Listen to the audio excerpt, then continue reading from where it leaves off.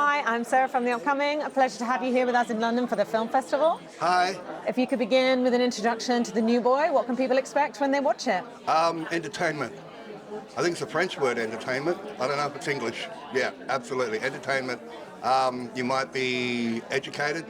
It's about an indigenous child who goes to an orphanage in the 1940s and meets a crazy nun. And tell us a bit about the genesis of the project. Where did the original idea for the story come from, and why did you specifically want to tell it on the big screen? I would think I'm a filmmaker, so maybe that's the genesis of having an idea. I went to an orphanage, a boarding school orphanage, when I was about 11, and it sort of came from my journey as a child. Tell us a bit about how you decided on your cast, and how did you work with them to achieve your vision? It was lockdown, COVID was rife around the world. Kate Blanchett rang me and said we should make a movie together. I said, shit, yeah, and that's kind of how I cast it. And what about the shoot? What were some of the highlights and also some of the challenges along the way? There's 8 children in the film and 150 sheep. They always say never work with children or animals, and I'm a complete idiot, and I decided to write a movie with a whole lot of children and a whole lot of animals. So that was quite difficult, but we overcame that. Having someone as high profile as Kate Blanchett scares the hell out of me as a director, so that was fun. I learned a lot from her, which was amazing. What do you think you took from your previous, Sweet Country into this film? What did you learn from that, and how would you feel like they shared any kind of DNA? I don't know, you'd think the next one's going to be easier. You try and get more time. There wasn't enough time, as usual. Wasn't enough money, as usual. It's just a reality check, you just enjoy every day you wake up and you're allowed to shoot a film. There's so many amazing filmmakers out there who don't get a chance to make movies, who should be making movies, and you should, enjoy every day you are making a movie. And what is it about Kate Blanchett? I mean, she just goes from strength to strength in her career. What do you like most about her as an actress, and what would you say it's like to be with her on set? As a director, I learned so much from her. And as I said before, she scares the hell out of me.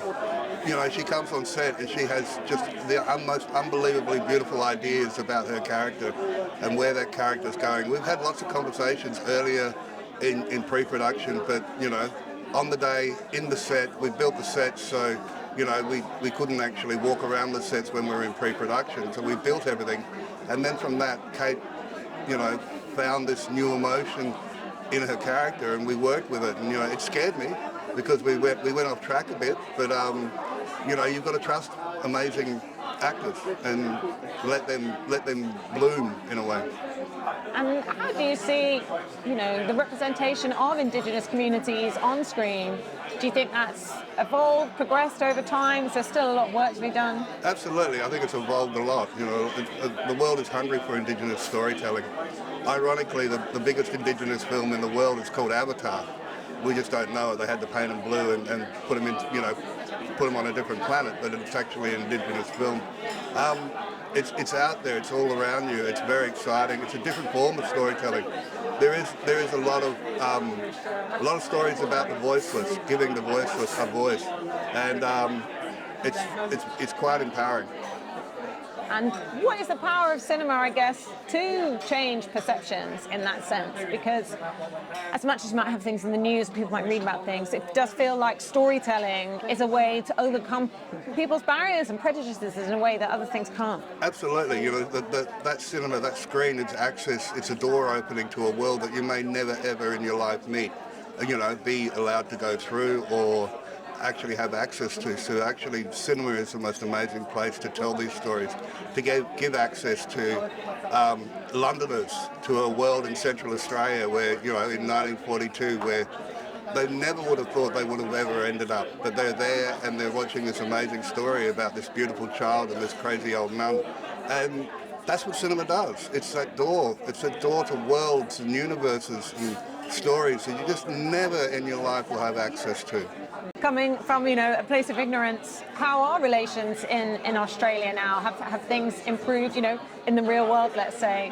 It's interesting right now, only in about a week and a bit, we're about to have a vote over constitutional recognition of Indigenous people in Australia. We're the only country in the world, colonised country, that actually doesn't recognise the Indigenous people who were there before the British came. So we're having that vote, and we'll work out if we're, if it's the birth of a nation, will Australia vote? We'll work out if it's a good country or not. You know what I mean? It's a democratic vote. So if 60% say no, we don't want to recognise the Indigenous people, well, so be it. And ultimately, what do you hope people will take away from watching this film? What do you think the key themes are, and what people can take away? All my films start with entertainment. It's pure entertainment. But gently, you don't want to give people like an essay at the end, but you want to educate people as well. So, you come into the film, enjoy it for what it is. You can see this film as Mary Poppins meets Peter Pan, if you want. Kate Blanchett and a beautiful young actor named Aswan Reed who plays the new boy. You can treat it like a Disney film if you want, maybe an alternate universe kind of Disney movie, or you can see what's happened to Indigenous people over there in Australia and ask some questions of who we are and why we would do things like that. And does it bring you a lot of joy as well, I guess, to take someone who's such a veteran of the screen, paired with someone who's a newcomer, and be able to put them together and give a platform to someone new too? Absolutely. You know what I mean? It's Aswan's incredible. I think he'll have a long life in this industry if he wants to. We can only open the doors for an amazing person like him. He needs to walk through it, but hopefully he'll run through those doors and embrace cinema worldwide. He'll be a megastar if he keeps it up.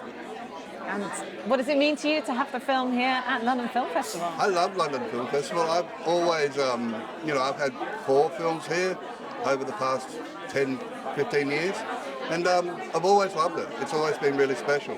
The irony is I went and voted yesterday at Australia House for the Yes campaign, and it's funny, I had to travel to England to vote Yes for it to be recognised in the Constitution as an Aboriginal man. You know what I mean? It's really funny. It made me really emotional when I was waiting in the queue out the front of Australia House, and it was kind of really special. And I love walking the streets of London. It's one of those it's an adventure. And, it's obviously been on a bit of a journey already, this film. How have you found it taking to other festivals? How have you felt like the response has been? And was it what you expected? No, it never is. It never is, The French have a different take on it. The British haven't seen it yet. The Spanish really, really loved it. It was in San Sebastian. It was in Cannes. You know what I mean? So, it depends on the country, and whether they're English speaking or not, whether they're really deeply religious or not. So, it's been mixed. It's been a mixed bag. Everyone's really loved the film, but the reaction, whether it's a really deep personal emotion, or whether it's just enjoying a piece of cinema, or whether it moves someone really deeply, has been different everywhere. And we were saying earlier about, the progress of representation of Indigenous people on screen. Are there other filmmakers that you see out there coming up behind you that you're really impressed with? Yeah, there's lots. There's Ivan Sen, obviously in front of us is Taika Waititi, you know what I mean? He made, he's Indigenous, he's New Zealand Maori, you know what I mean? There's Erica Glenn, there's Beck Cole, there's all these amazing directors in Australia who've got incredibly amazing, unique voices. And it's interesting because, I'm 53 now and I've been doing this for 35 years. And you can see that there's different generations. Every 15 years, another generation of filmmakers comes through. And what they want to talk about as Indigenous people is very different to what I wanted to talk about at their age. And it's really exciting. So, the young filmmakers today have got very different points of views than I have. And that's really exciting. It's a fresh voice, yeah. And do you already know what you're going to be working on next, or are you still thinking about it? I wrote a film for Nicole Kidman. She's reading it now. I hope she likes it. Fingers crossed. Well, thank you so much for sharing all that with me. Really enjoyed presenting the film here in London. Thank you so much.